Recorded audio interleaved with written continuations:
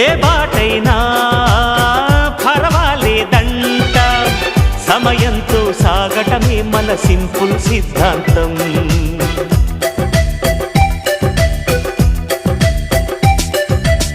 చిరుగాలికి పరిమళమిచ్చే సిరిమల్లెల వనమై ఉందాం, గగనాన్ని నేలను కలిపే హరివిల్లుల వంతెన అవుదాం.